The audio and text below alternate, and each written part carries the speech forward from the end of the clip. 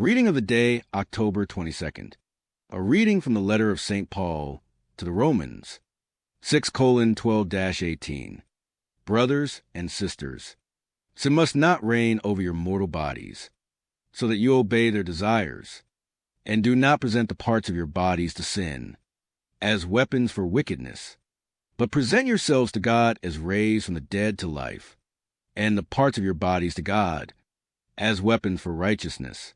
For sin is not to have any power over you, since you are not under the law, but under grace. What then? Shall we sin because we are not under the law, but under grace? Of course not. Do you not know that if you present yourselves to someone as obedient slaves, you are slaves of the one you obey, either of sin, which leads to death, or of obedience, which leads to righteousness? But thanks be to God that, although you were once slaves of sin, you have become obedient from the heart to the pattern of teaching to which you were entrusted. Freed from sin, you have become slaves of righteousness.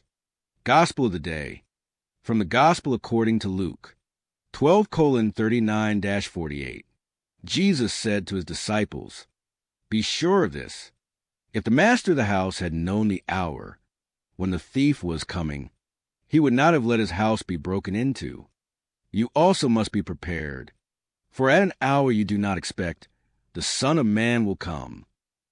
Then Peter said, "Lord, is this parable meant for us or for everyone?" And the Lord replied, "Who, then, is the faithful and prudent steward, whom the master will put in charge of his servants, to distribute the food allowance at the proper time? Blessed is that servant whom his master on arrival finds doing so. Truly, I say to you, he will put him in charge of all his property. But if that servant says to himself, 'My master is delayed in coming,' and begins to beat the men servants and the maid servants, to eat and drink and get drunk, then that servant's master will come on an unexpected day and at an unknown hour, and will punish the servant severely, and assign him a place with the unfaithful. That servant who knew his master's will, but did not make preparations nor act in accord with his will, shall be beaten severely.